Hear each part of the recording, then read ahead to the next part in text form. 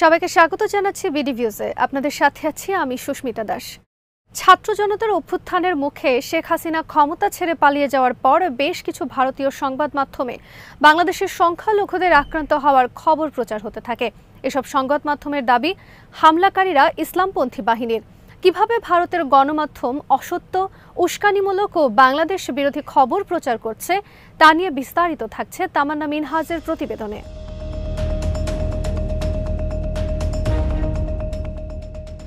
ভারতের টাইমস গ্রুপের মালিকানাধীন মিরর নাওয়ের ইউটিউব চ্যানেলের একটি শিরোনামে বলা হয়, বাংলাদেশে হিন্দুদের উপর হামলা, অভিযোগ করা হয় গণহত্যার। উচ্ছৃঙ্খল জনতা হত্যা করেছে দাবি করে সহিংসতা এবং 4টি বাড়িতে আগুন ধরিয়ে দেওয়ার ফুটেজ দেখানো হয়। এর মধ্যে 2টি বাড়ি মুসলমানদের। ভিডিও শিরোনাম নিশ্চিতভাবেই ভ্রান্ত ধারণা তৈরি করে। গণহত্যার কোনো ঘটনা সেখানে ঘটেনি। আগুন লাগিয়ে দেয়া বাড়িগুলোর একটি বাংলাদেশের মুক্তিযুদ্ধে নেতৃত্বদানকারী বঙ্গবন্ধু শেখ মুজিবুর রহমানের।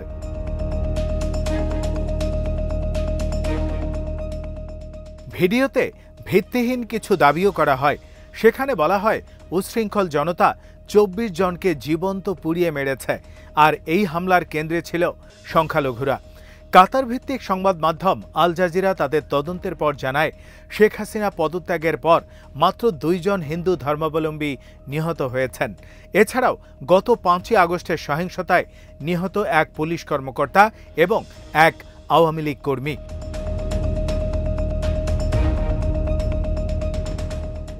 বাংলাদেশের 17 কোটি মানুষের মধ্যে হিন্দু ধর্মাবলম্বীর সংখ্যা 8%। তারা ঐতিহ্যগতভাবেই আওয়ামী লীগের সমর্থক। আওয়ামী লীগের দুঃশাসনের ক্ষোভ দলটির নেতাদের উপর পড়ছে। তাতে মুসলিম নেতাদের সাথে কিছু ক্ষেত্রে হিন্দু ধর্মাবলম্বী আওয়ামী লীগ নেতারাও সাধারণ মানুষের তোপের মুখে পড়েন। ভারতীয় গণমাধ্যম বিষয়টিকে দেখাচ্ছে হিন্দুদের উপর আক্রমণ হিসেবে।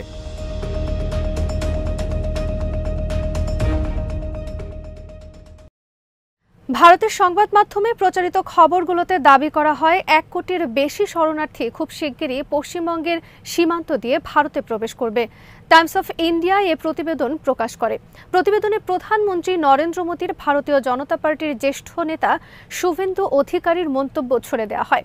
মোদী সরকারের ঘনিষ্ঠ আরেক সংবাদ মাধ্যম ANI নিউজ ভারতের এক ছাত্র নেতার বরাত দিয়ে জানায়, এই গণ অভ্যুত্থান বাংলাদেশের শত্রুরা রচনা করেছে। তবে এর চেয়েও বড় মিথ্যাচার দেখা গেছে টাইমস অফ ইন্ডিয়ার মন্তব্যে। জামায়াত শেখ হাসিনার সরকারকে টেনে নামিয়েছে।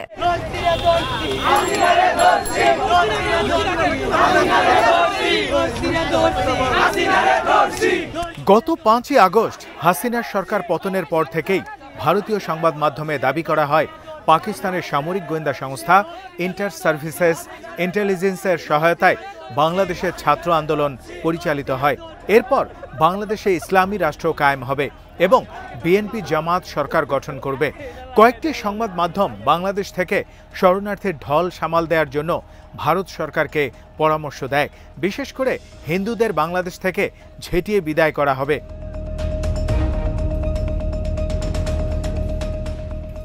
ভারতের সামাজিক মাধ্যমে আরও কয়েক কদম এগিয়ে মন্তব্য করা হয়, চীন ও ISI এর সহযোগিতায় বাংলাদেশে ছাত্র আন্দোলন হয়েছে। দ্য ইকোনমিক টাইমসের ডিপ্লোম্যাটিক অ্যাফেয়ার্স এডিটর দীপঞ্জন আর চৌধুরী তার এক্স হ্যান্ডেলে লেখেন, জামাতের রাজনীতি বাংলাদেশ বা ভারতে কারো জন্যই মঙ্গলজনক নয়। সাম্প্রতিক ইতিহাস ঘাটলে দেখা যায়, জামাত সীমান্তবর্তী সন্ত্রাসের সঙ্গে যুক্ত।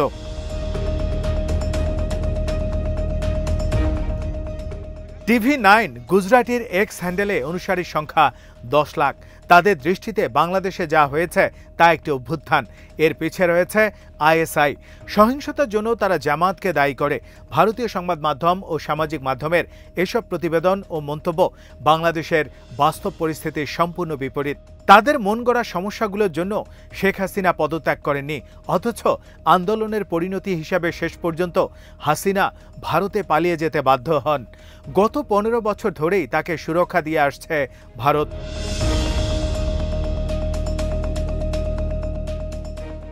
বাংলাদেশের স্থানীয় সংবাদ মাধ্যমে বলা হয়, হাসিনার পদত্যাগের পর দেশটির 20টি জেলায় হিন্দুরা হামলার শিকার হন। আল জাজিরা এই জেলাগুলোর বেশ কয়েকটি হিন্দু পরিবারের সঙ্গে যোগাযোগ করে। এতে দেখা যায় হামলাগুলোর প্রধান কারণ ধর্মীয় নয়, রাজনৈতিক। নরসিংদী জেলার এক ভাড়া গাড়ি চালক মোস্তাফিজুর রহমান হেরু জানান, তার গ্রামে 2টি হিন্দু বাড়িতে আগুন ধরিয়ে দেওয়া হয়েছে। 2টি বাড়ি ছিল আওয়ামী লীগ নেতার। আওয়ামী লীগ ক্ষমতায় থাকার সময় এরা অন্যদের উত্ত্যক্ত করত। হাসিনার পতনের পর মানুষ সেসবেরই প্রতিশোধ নিয়েছে।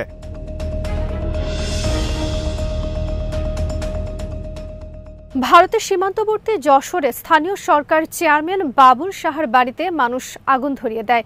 তিনি আওয়ামী লীগের টিকিটে নির্বাচিত হন। যশোরের এক স্থানীয় আব্দুর রব হায়দার জানান, আওয়ামী লীগের সঙ্গে সম্পর্ক নেই এমন কোনো হিন্দু পরিবার হামলার শিকার হয়নি। হাসিনার ছেলে সজীব ওয়াজেদ জয় সম্প্রতি বেশ কয়েকটি সাক্ষাৎকারে এ ধরনের দাবি করেছেন।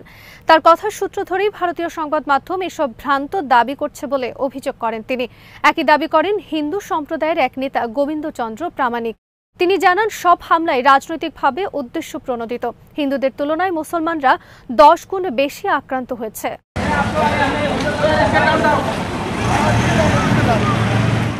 স্থানীয় সংবাদ মাধ্যম জানায়, 5ই আগস্ট রাত থেকে সহিংসতায় আওয়ামী লীগের নেতাকর্মী ও পুলিশ সহ 119 জন নিহত হয়েছে। এএফপি বার্তা সংস্থার ফ্যাক্ট চেকিং সম্পাদক কদরুদ্দিন শিশির জানান, এর মধ্যে মাত্র 2 জন হিন্দু, 1 জন পুলিশ এবং অন্যজন আওয়ামী লীগের কর্মী।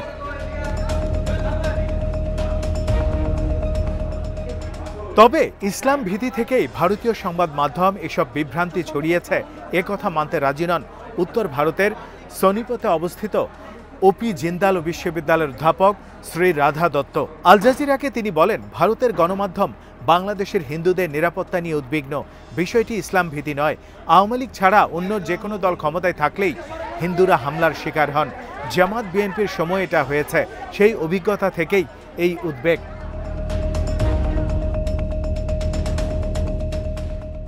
ভারতীয় গণমাধ্যমের প্রতিবেদনগুলো তাদের দেশে উত্তেজনা ছড়িয়েছে।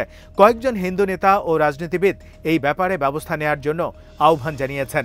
এর পাশাপাশি পাঞ্জাবি টুপি পরা মাদ্রাসা ছাত্রদের মন্দির পাহারা দেওয়ার ছবিও সামাজিক মাধ্যমে ব্যাপকভাবে ছড়িয়ে পড়ে।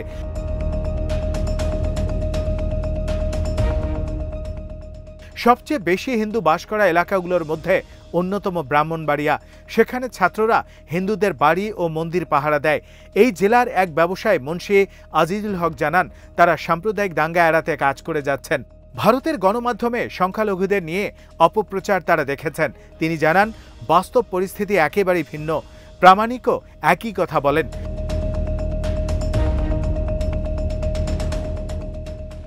তবে বাংলাদেশের ছাত্র আন্দোলন মাদ্রাসার ছাত্রদের মন্দির পাহারা দেওয়া সহ সব খবরই যথাযথভাবে প্রচার করেছে ক্যারিয়ান ইন্ডিয়া ও দ্য ওয়ার।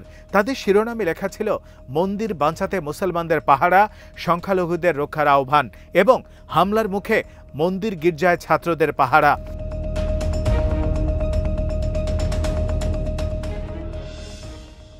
দাওয়ারির প্রতিষ্ঠাতা সম্পাদক সিদ্ধার্থ ভারাদারাজান মনে করেন, হিন্দু বাড়ি, মন্দির, ব্যবসা প্রতিষ্ঠানে হামলার যৌক্তিক আশঙ্কা ছিল। তবে ভারতীয় গণমাধ্যম ঘটনা অতিরঞ্জিত করেছে। এই সুযোগে বাংলাদেশেও পরিস্থিতিকে নেতিবাচকভাবে ব্যবহার করে বিজেপি ও আরএসএস এর এজেন্ডা বাস্তবায়নের চেষ্টাও করেছে কিছু কিছু প্রচার মাধ্যম। তারা মনে করে, চীন ও পাকিস্তানের ষড়যন্ত্রের প্রেক্ষাপটে ইসলামপন্থীরা হাসিনা উৎখাত করেছে। এদের মূল লক্ষ্য ভারত ও হিন্দুরা। নিউজ পোর্টাল scroll.in এর সম্পাদক নরেশ ফার্নান্দেস মনে করেন, হিন্দুত্ববাদীরা নিজেদের উদ্বেগ, কল্পনা, ষড়যন্ত্র তত্ত্বকে বাস্তবায়ন করছে, বাংলাদেশ পরিস্থিতিকে অতিরঞ্জিত করেছে। তবে সংখ্যালঘুদের নিরাপত্তা নিয়ে উদ্বেগ থাকতেই পারে, কারণ তাদের নিরাপত্তার উপর এদেশের সংখ্যালঘুদের নিরাপত্তা নির্ভর করে।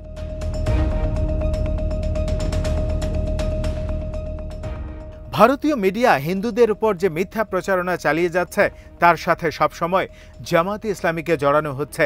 শেখ হাসিনার দুঃশাসনকে আড়াল করতে ইসলামপন্থী একটি দলকে সামনে আনা হচ্ছে, অথচ যে দলটির কোনোভাবেই 10% বেশি জনসমর্থন নেই। এছাড়া দলটির নেতাকর্মীদের বিরুদ্ধে সংখ্যালঘুদের উপর হামলার সুস্পষ্ট কোনো তথ্য প্রমাণও নেই। দলটির প্রধান ডক্টর শফিকুর রহমান সম্প্রতি রাজধানীর ঢাকেশ্বরী মন্দিরে গিয়ে হিন্দু নেতাদের সাথে বৈঠক করেছেন। সেখানে হিন্দু নেতারা নেতারা অভিযোগ করেন দুর্বৃত্তরা বিভিন্ন স্থানে মন্দির বা বাড়িতে হামলা করে, কিন্তু দোষ চাপানো হয় জামাতের উপর। এই নেতারা জামাত আমিরকে সাদরে গ্রহণ করেন।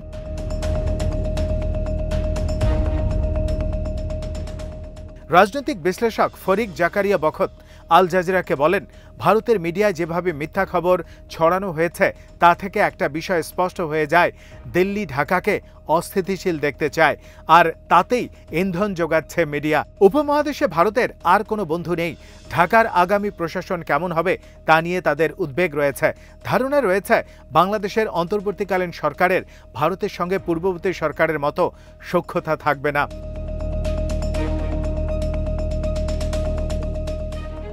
ভাদারা যেন একই মত পোষণ করেন। তিনি মনে করেন গণ আন্দোলনের মাধ্যমে হাসিনার পতন হয়েছে, তা দিল্লিকে বিস্মিত করেছে। নতুন পরিস্থিতির মুখোমুখি হওয়ার প্রস্তুতি নিচ্ছে তারা। তাদের পক্ষে ছাত্রদের নেতৃত্বে আন্দোলনকে মেনে নেওয়া সম্ভব ছিল না। এখন দিল্লি ধৈর্য ধরে অপেক্ষা করতে চায় কি ঘটে তা দেখার জন্য। মূল লক্ষ্য বাংলাদেশে বসবাসকারী ভারতীয়দের নিরাপত্তা নিশ্চিত করা।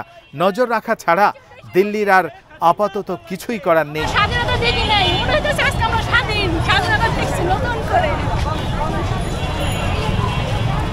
আজ এখানেই শেষ করছি।